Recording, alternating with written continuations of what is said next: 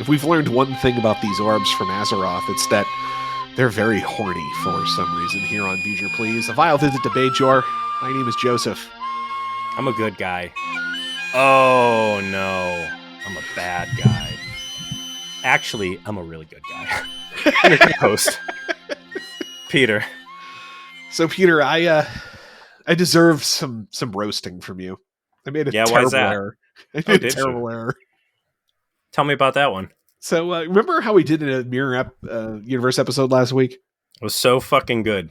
I loved it. And what an exciting opportunity to go into the sound archives. Yeah. Uh-huh. and get our purpose-built Mirror Universe theme song that Ian created. Yes. What a lovely opportunity it was. And then I didn't do it. I just forgot. We got all these new people listening to the show. No one's going to go back and listen to Enterprise. Like, yeah. You said we get one episode or one season? Yeah. So it's not like it's the only chance, but I don't know. Should we put it in here to make up for it? Yeah. You know what? I'll use it for the rip. How about that? But yeah, I apologize. You better. That is probably the best piece of music that we have had on air here, and by a lot. So I apologize. I edited the episode one day, and then I have to put the theme music on, and then compress it into an MP3 and upload it into our subscription process. It doesn't matter, but I just was on autopilot. And I put on the normal theme music, and I totally forgot. So yeah, it isn't just you. It was my fault. My apologies to everybody. So now that I have bent the knee and asked for forgiveness, because I, unlike you, am able to recognize my mistakes without the Chadish beating me up over it. I made no mistake, and I'm willing to go to the mat and we will listen. Oh yeah, the rip will be a live judgment. I might even try to see if Jack can contribute. But what did we watch this week, Peter?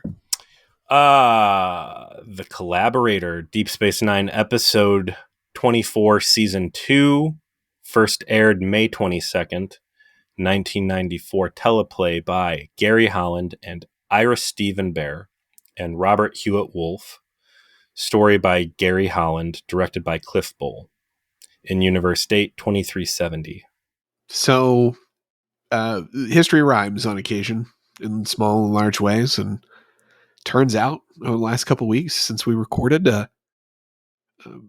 Pope Francis passed away, and on the day that this episode will be coming out, which just so happens to be about the election of the Bajoran Pope, the Papal Conclave will be meeting in Italy to replace Pope Francis. So it's popes all around, Peter. It's nothing but popes. Are you saying that our podcast killed a pope?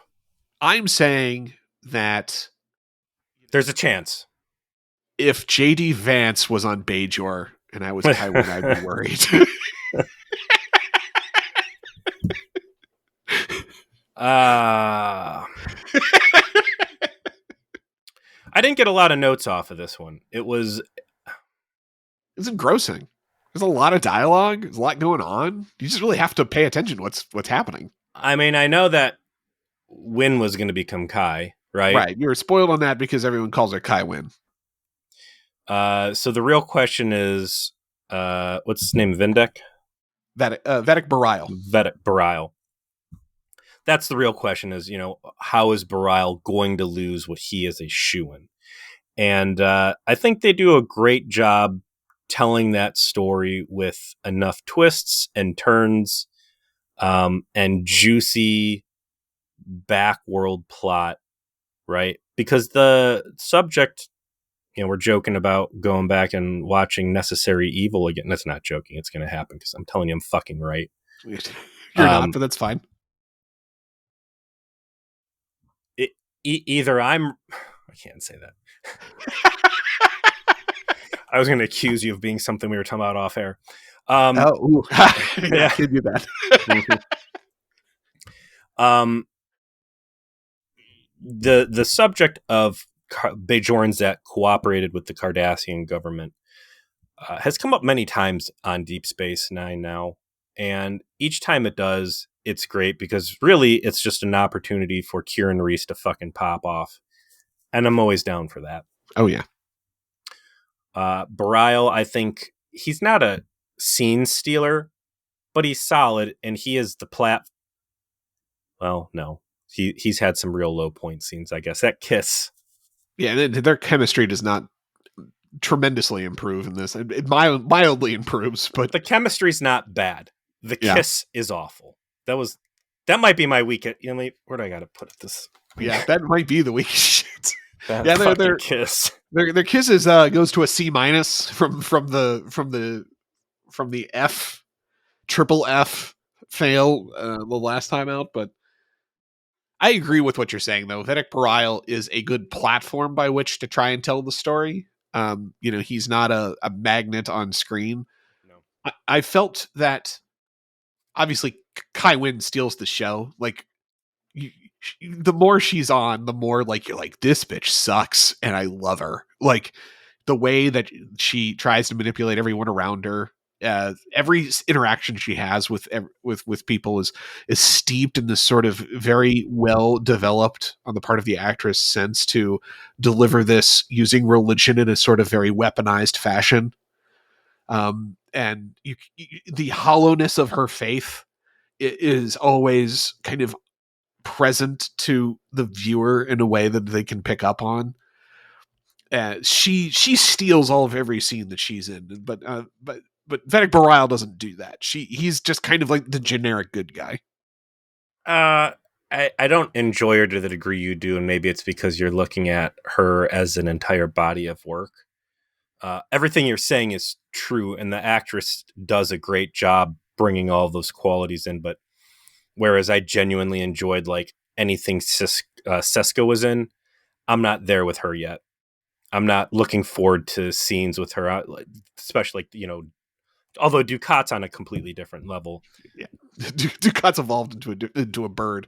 He's the secret main character, right? Like, I think I really enjoy Vedic Wynn as a villain, and she speaks to me as my favorite Star Trek villain because of the way that she uses religion as a weapon, and the way that her faith is hollow, and how she never wavers in her own self-assurance that she's right and lack of self-awareness as to why she could be wrong.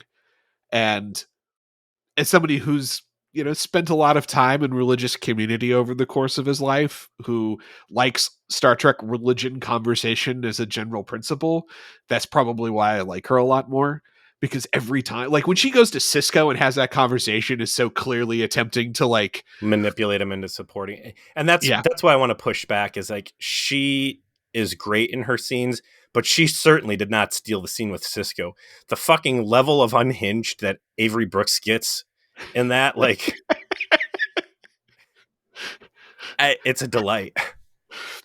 In like the way that she has her conversation with Barial, or like right off the rip, the way that she manipulates Kira to essentially like be her investigator into the accusations, and like using her faith against her to try to get her to agree to do so. How when she achieves her goals, she immediately basically burns everybody that helped her. Like. Just unrepentant. She's unrepentant the entire time, and because she feels that she's completely right, and she has a self-absorption into what she thinks her faith is, except it's just to her a manifestation of her self-righteousness, not actually a genuine faith in the prophets. Which, we're going to open with this hallucination or spiritual.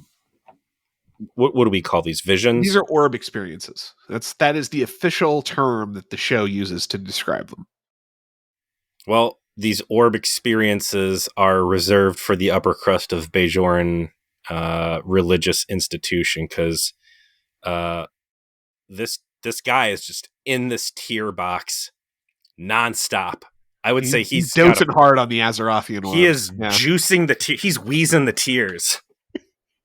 I really liked, aside from the fact that these orb experiences tend to be very horny, Like people are shirtless all the time. The way that they're not explained, like there's no point in which Barial talks about what his experiences are as he continues to go back to the orb to try and figure out what he's supposed to do. You have to interpret it for yourself. And I feel like there are actually multiple ways to interpret it, which is clever because that's how religious prophecy tends to work, right? And this is sort of a live demonstration. Over the course of you have the first orb experience where you kind of set it's giving you some exposition, right? Like who's this guy that's hanging? Kira, she's in her like whatever handball spring ball outfit, disconnected from this. What does she represent within the dreams? What is this representing in terms of, is this his guilty conscience or is his awareness of the issue that is going to undoubtedly come to pass that he has to be able to confront? What are the prophets trying to tell him through this about what his destiny is supposed to be? Because that's why he's there. Right.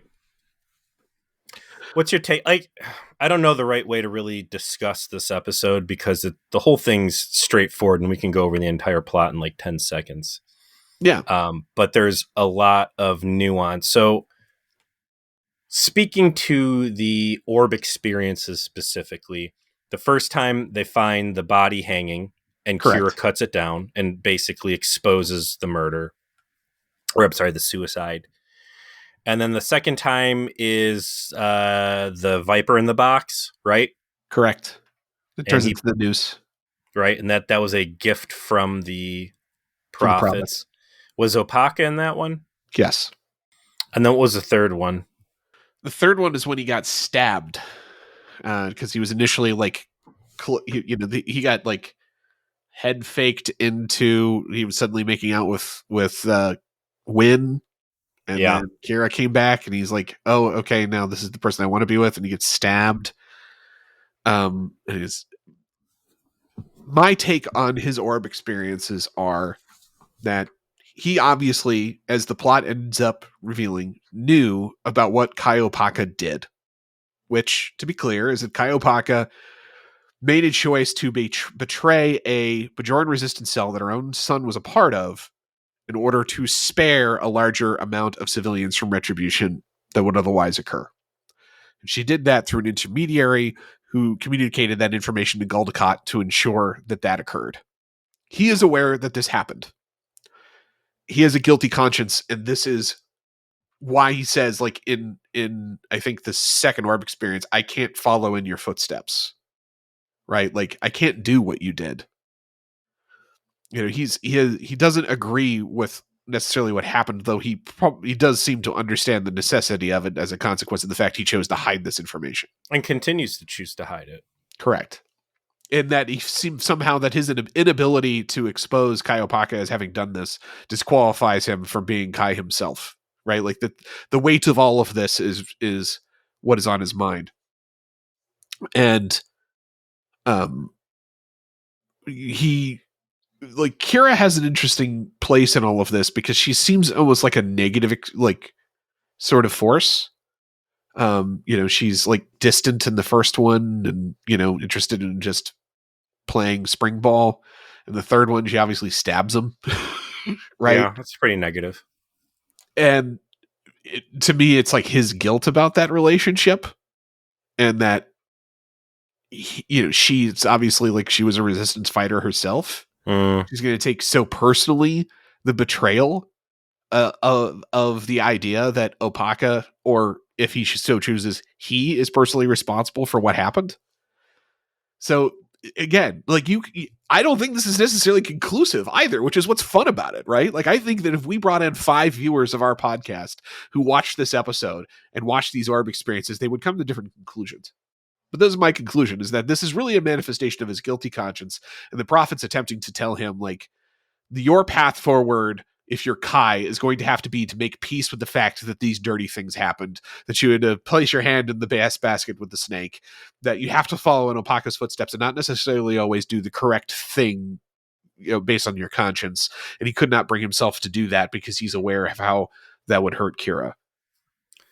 I guess my question in all of this is, the prophets exist outside of time, right? Like they are, Correct. like they perceive time as Non-linearly. Yeah. so they know what happens. Are the prophets active participants in shaping things, or are they detached, observant bystanders? I think they are attempting to shape things because that's the reason why Cisco is the emissary. And this is them trying to convince Barial not to become Kai. And that's, yeah, like, so I mean, I think that is the intention behind these orb experiences, is them communicating to him and through metaphor and allegory that he shouldn't be Kai. Because certainly on the front end, when we're presenting him as the bad guy, it looks like these are visions of justice. Like, you're going to get what you deserve. Right. We know you're nasty, this and that. And like, you know, and having this conversation with you, I can see a version of that where it's like, you're not cut out for this. Somebody more vicious needs to be in there. Yeah. I don't know what stuff Kai Wynn is going to get up to. Like, it can't all be evil. She's going to have some solid wins where like something gets done that only she would have had the underhandedness to be able to accomplish. It'll be interesting to reflect on this, obviously, after we're finished. But I think that there's a significant case to be made that the only way that a successful outcome of the conflicts that occur in the series, both on a galactic scale and on a spiritual scale, can come to a successful conclusion is if Wynn is Kai. And that is not a moral judgment. That is just a judgment of like, this is the person who will take the actions necessary for a fruition of these events. Right. And if you're the prophets and you're non-linear and you're not necessarily even moral in a traditional sense, maybe so, right? They tend to definitely be good aligned, we'll say. Sure. But they recognize, because they have a non-linear view of time, that Wynn has to be the person to do that. But they can't prevent. They have to somehow convince Barial not to do it, because they can't make him not do it. Mm-hmm. And so visions that show him that he'd have to do things that he doesn't want to do, and that last one where he's intimate with Wynn, it's like communicating to him like, yeah, you're disgusted by her, but she's the woman for the job. And that's the point. Well, luckily for him, again, he's got unfettered access to holy artifacts. You can dose those Azerothian orbs all day. I'm surprised there's not like a line, or people aren't like, you're in there a lot. You're hogging the tears. Other people want to have their OEs, and you're too much, buddy. And at least he has an orb. Like, imagine the Cardinals. I wish they'd have like would love a Jesus orb. Like, can we get some Jesus visions about who the Pope should be? This is some kind of nice. This is sort of some cheating he's getting absolutely, to do. Yeah, communing with the gods. Yeah, it's metagaming. He's metagaming. Yeah, very horny episode overall. This guy spends a lot of time with his shirt off. He does. A lot of hugging and kissing. They've got the nice romantic moments between 2 episodes in a row of Kira being hot as hell. I mean, yeah. Well, they're on TV for a reason, all right? Yeah. So he's on the station. He's been on the station for a while. And then we get Vedic Wynn shows up unannounced, throws everybody through a loop. I do love how everyone's still very upset with her. Like, bitch, last time you were here, there were suicide bombings and someone tried to kill somebody, and we know it was your fault. We lost. We couldn't indict you, but we know it was you. We lost a very good, attractive Bajoran lady friend for Miles O'Brien. Which, is he in this at all? Yes, yeah, he recovers data. Yeah, it's Bashir who's not in this at all. The amount of techno babble for file recovery was a big stumble in this episode. Like, you're telling me we couldn't do something more interesting than 5 minutes of fucking Norton Ghost trying to recover lost files? Like, I mean, there was one good use of it. Quark We'll get to that. Oh, that was great. Yeah. Yeah.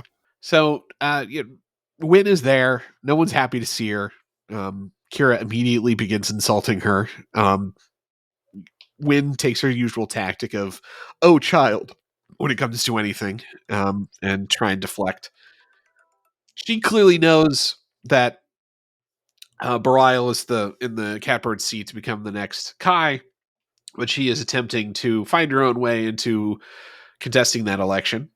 Number one way we see her try to accomplish that is when she goes and personally visits with Cisco. So when makes an appearance in Cisco's office, this is a little out of order, but I still want to tackle the scene now. Real quick, I love Kira's footing in these early scenes with her because she knows that Barial's a shoo-in to get this Pope. Let's keep in mind that Kira had started off as a adherent to the more conservative. I think they pitch Wynn as a conservative, right? Yes. Orthodox, perhaps, would be a better phrase. Orthodox.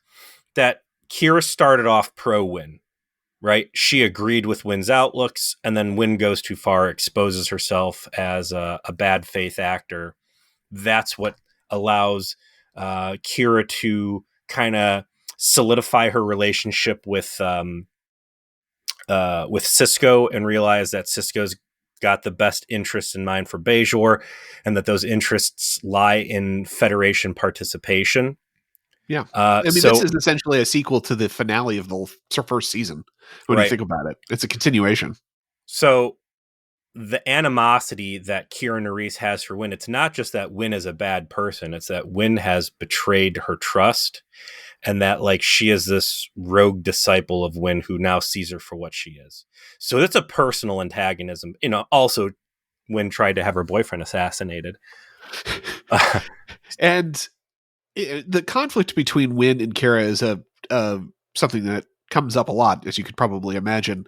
And it also is a faith-based conflict, because Kira is very genuinely religious. She's a genuine adherent of the teachings of the prophets in a fashion that is used against her and quite a lot by Wynn.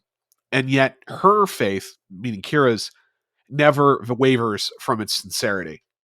And Wynn, for her part, seems to hate her for that. So Kira hates Wynn for all of the negative reasons you just described. You're a hypocrite. You committed violence on the station, tried to kill my boyfriend, violated my trust as a consequence, don't like you.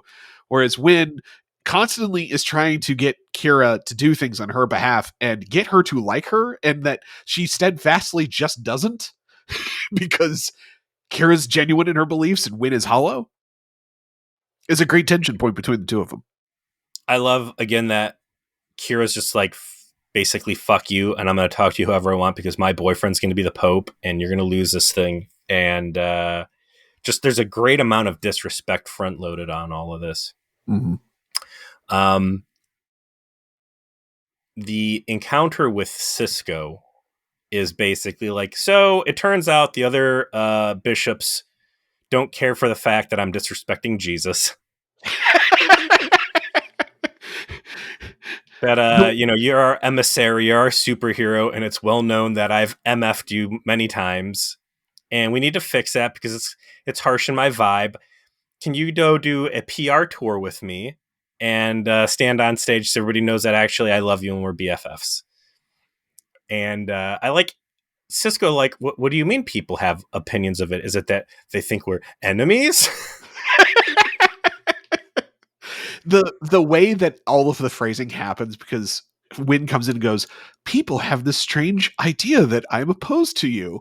And Cisco like sees the game immediately and decides to play along because, you know what? Why not? Right? Mm-hmm. Why not indulge? As vampire players, we understand this. Oh, absolutely. This is where the fun is, right here. Mm-hmm. And you're like, is it possible that they believe that because it's true? Wynn's like, no, it could not possibly be true. And Cisco's, Oh, that's so great that it's not true. Then you would be willing to go and speak about how Bajor should be part of the Federation because let us not forget, Jean-Luc Picard told me that's my fucking job. It's like, let's get back to that first conversation in the first season. Like, what am I supposed to do? Get Bajor into the Federation. Oh, are you a powerful religious figure coming to me saying you're willing to suborn your prior, dislike of me to get my approval for you because you need it for your own political purposes, and I can achieve the job I was sent here to do? All right, bitch, let's do this. let's play this game with each other. Are you willing to undo your soapbox rant in front of the blown up schoolhouse where you said that we do not have paths along the same trajectory here? So him standing there and saying all the things that should not have been said in the room, that should have just been like innuendo, and he's like, I'm going to say all these words. I'm going to make you refute them.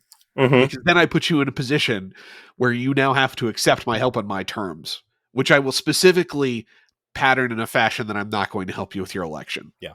But the psychotic glee with going on. Oh, everybody knows that you like Vedic Burial. And he's like, well, I would never openly support him as a Starfleet officer, which is why I'm not going to help you do your shit either. So after the election, after you lose, then we can get up on stage, we can be friends, and you can confess your love of the Federation. Perfect. It is only seen in the episode, but it's like, cool. Like, you don't need to be in anything else. Mm-hmm. The B plot of the episode, we'll call it the A- plot because it's deeply connected, is when an old Bajoran shows up to the station. And this fellow is named Kubus.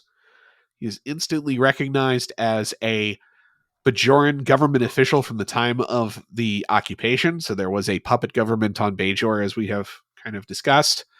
And he was let me pose you a question. Functionary of it. Yeah. Truly, what's worse, the puppet government or this provisional government? Because I didn't see the puppet government blowing up fracking beautiful Southern California moons. Yeah, but they were like sentencing people to die in mines. So I'm going to go ahead and say the puppet government was worse. It was aiding and abetting the morally worse, but perhaps Nazi. more competent. I don't. This is a hard one to wrestle with. The more interesting question to me is that he is portrayed kind of like straight up and down, right? He's in a few scenes, this Kubus fellow, and he is not put in a position where he seems morally particularly vile or even like negative or even incorrect. I'll even go as far as to say he was a man who had a job. He probably correctly assessed that he could make life better for a larger amount of Bajorans by cooperating with the Cardassians to the extent necessary to facilitate the occupation. He did that job. He did not like it. He hated everyone involved. He hated Dukat. And, he suffered the consequences, but also is like, I'm old. I just want to go home. I want to die on my planet. I wasn't involved in any of the war crimes. I was just merely the pro forma signature on things the fucking Cardassians were going to do anyway. And that let me guide them in a direction that was less damaging overall. And they don't really spend a lot of time after they have his conversation with him on the ship halfway through the episode. Like, that's kind of like it for him. Mm-hmm. But it is a surprisingly just sort of neutral take on the collaborator question, right? Because we've had a few different versions of this. We've had the collaborators that were killed as part of our necessary evil discussion. We've had what happened with when Duet, about the Cardassian that came and talk about all of the war crimes that are committed kind of in his presence. Mm-hmm. This is just a guy who's like, yeah, I did this job and I think it was correct for me to do it. And I don't like that I did it, but at the same time, I'm not going to tell you that I'm like apocalyptic with grief. These are all things that would have happened anyway, and they would have been worse if I wasn't there. And he's pretty confident in that. And the show does nothing to suggest he's wrong. I like that when Kira Nerys confronts him and she's like, you're absolutely not going, you're banned. And he's like, I don't think that's a decision for you to make. She's like, it was already made. Yeah. There's orders that specifically name you by your personal name, that you are forbidden. It was forbidden, or there was a death order on him? Exiled, which she laments was not death. That all of them were exiled from Bajor, and she said they got off light. I will say, to him, to his detriment, living on Cardassia, bad look. Where else are you going to go? I mean, this is what happened to a lot of the... That's the thing, Joe. There's M-class planets abundant. You could go literally anywhere, set down your transport, and be living in the lap of Southern California luxury. It's where all the Vichy France collaborators went to Germany after, D-Day. Like, where are you going to go except the evil empire? No one else wants to see you. Well, it's not helping your case here, buddy. That's what I'm saying. True. So, again, the episode does a really great job in terms of presenting Bareil as the bad guy that you're waiting to find out about. What's his name? Kubik? Cubus. Pubis? Cubus. Oh, Cubus. He's going to have dirt on Bareil. Right. He gets a good knowing look from Wynn when they're out on the promenade. Like, okay, well, these two have some history. I think there's a legitimate question that floats through this: is Wynn the collaborator? Is she somehow going to frame Bareil? Like, real slimy politics where anything is possible. Because again, I know by the end, Wynn is going to be the new Kai. It's just a matter of how she's going to get there and what dirty shit's going to have to happen along the way to make it happen. And they've got just solid acting and solid scenes across the board where just anything can go on. And as you've pointed out earlier, Kira Nerys does a great job being the dummy who's caught in the crossfire of all of it.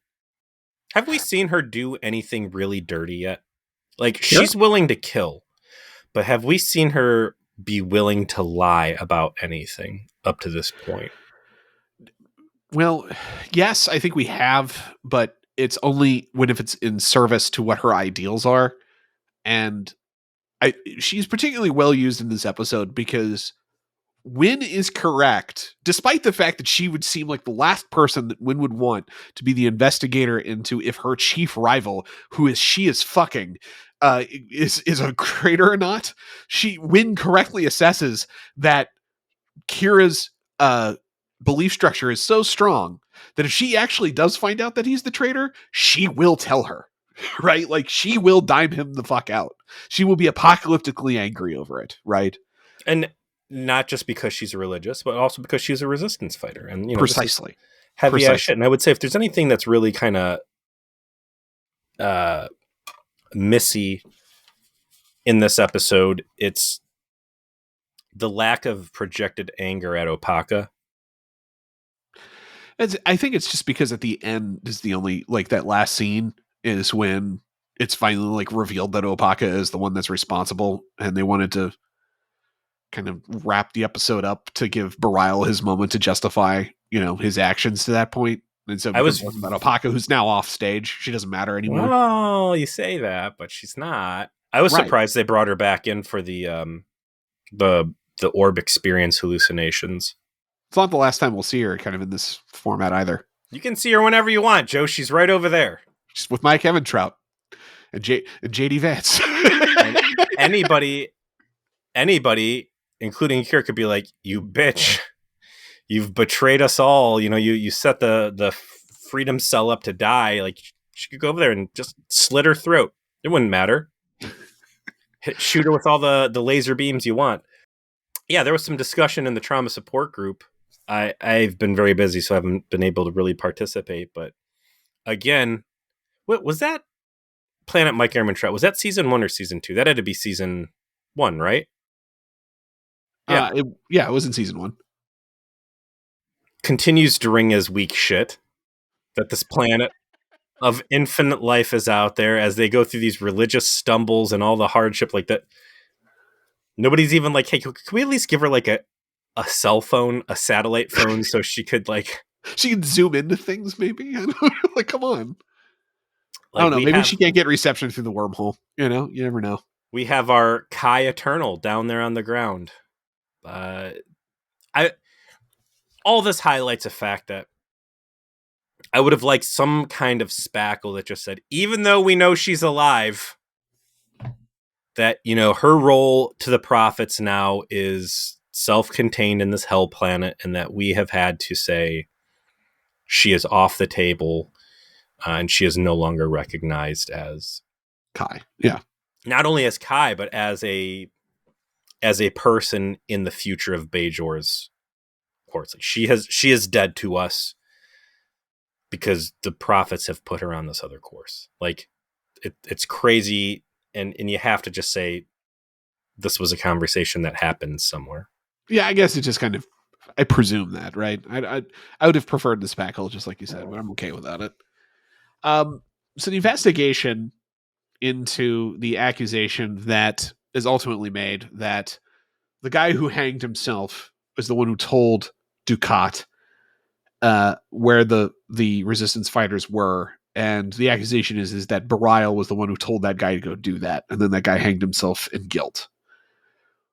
Kira investigates this, mostly trying to find communication records between the Vedic Assembly and the station, and the guy in particular, trying to piece together who might have communicated to him who is responsible. And the two things come out of this that are very interesting. One, Odo, very famously in this scene, when Kira is going through trying to investigate this matter, makes a very pained look on his face when Kira says that she loves Vedic Barial. That's foreshadowing for sure. It's interesting that it's this early. I forgot it was this early. And two, when you need to break into a securely locked communication security seal, there's only one man to turn to, and that's when we get our quirk scene.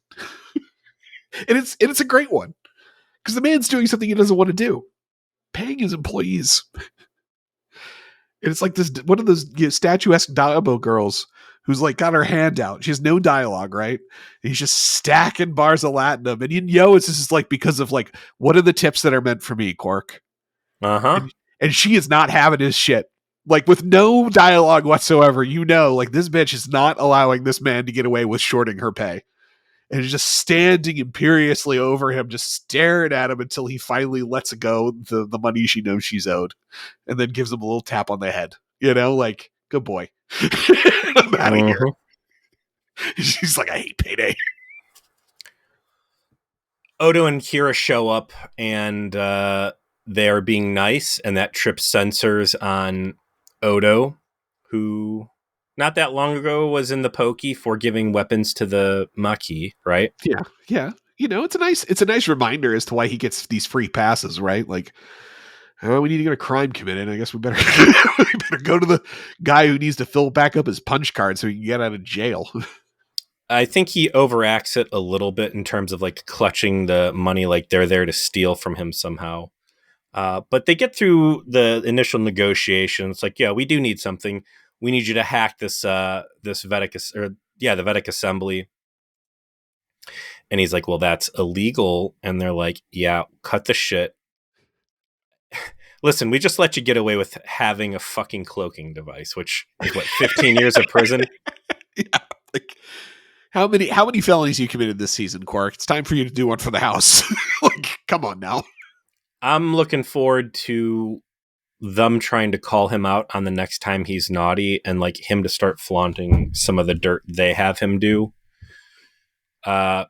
Because out of everybody on the station, Kira Nerys is his biggest opponent, right? Like, she is the one that has seemed to jump the fastest at opportunities to really stick it to him.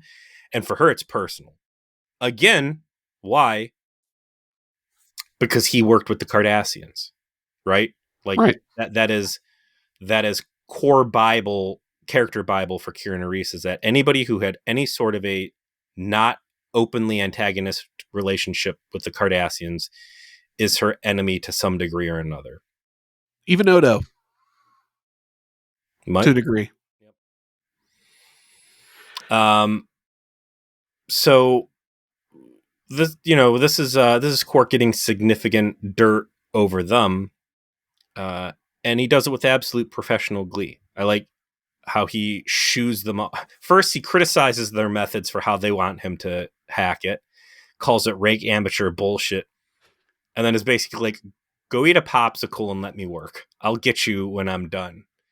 And the absolute glee he has as he actually fucking cracks this thing, because he's got some degree of cover now if he gets caught, is the fucking bucket of goo and the major over here told me to do it. So like, Yeah, he demanded paperwork. He demanded, like, you will cover my ass if I get caught.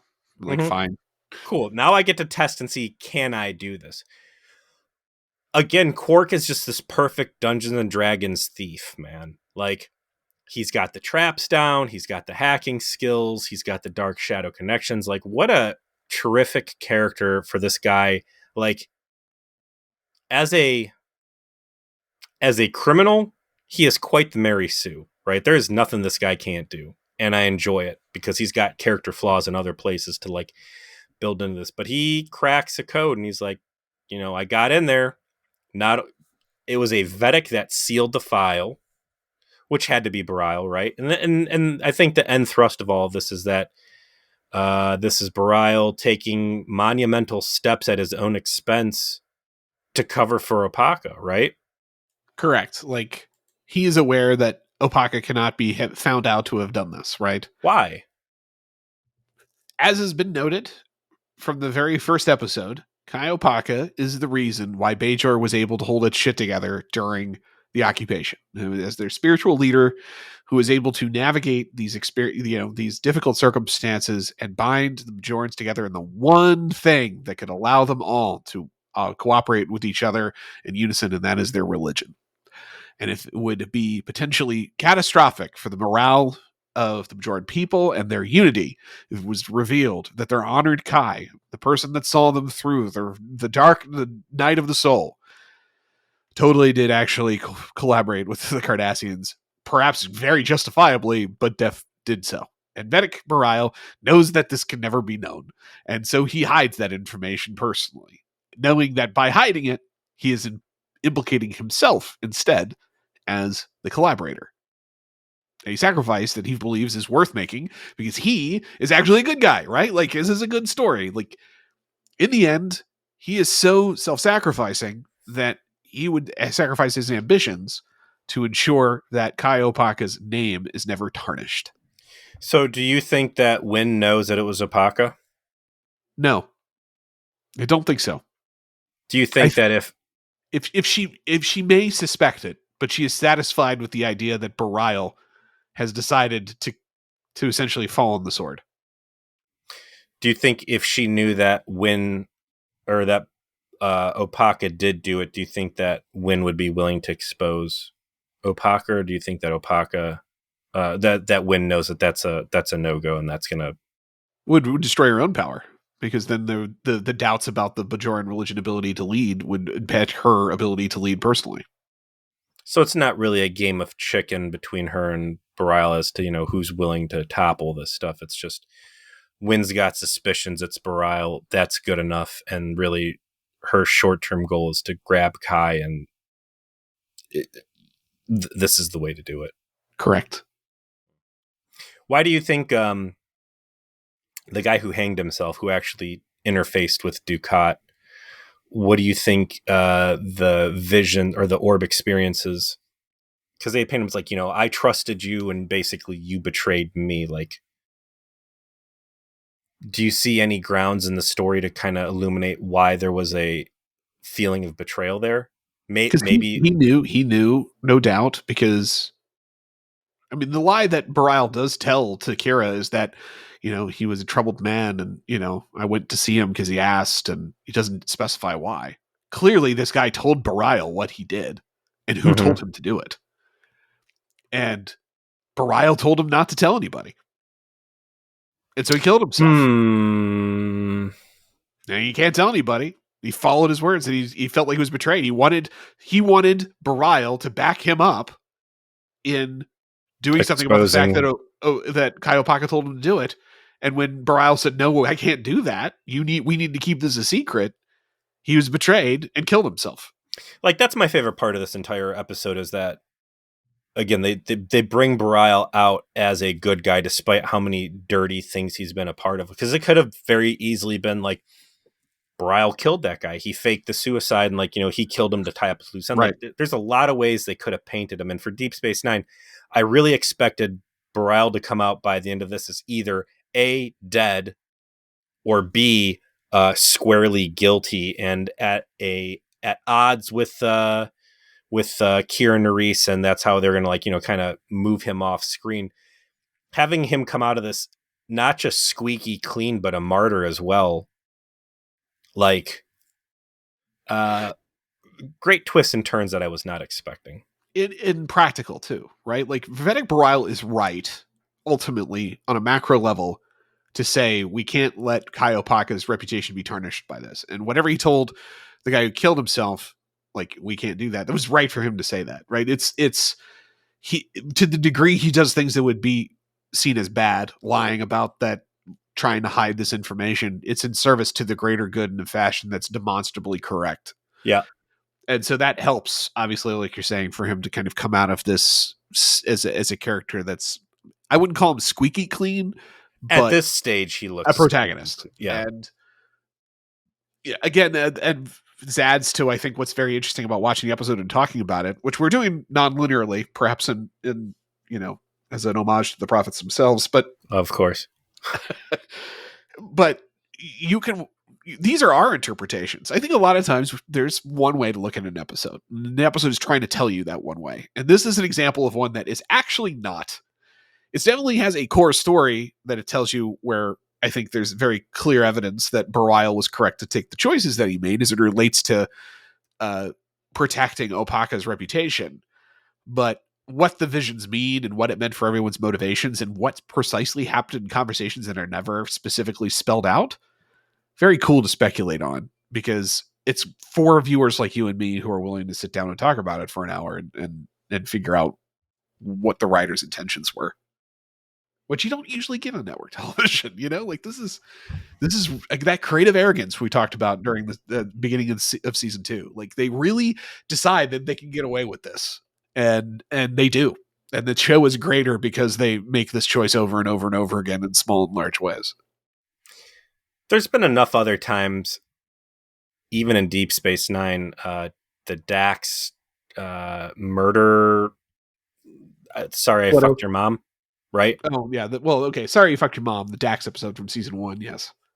Like, a lot of similarities with this episode in terms of the audience is strung along with a dark conclusion that ultimately is not the correct conclusion, right? Right.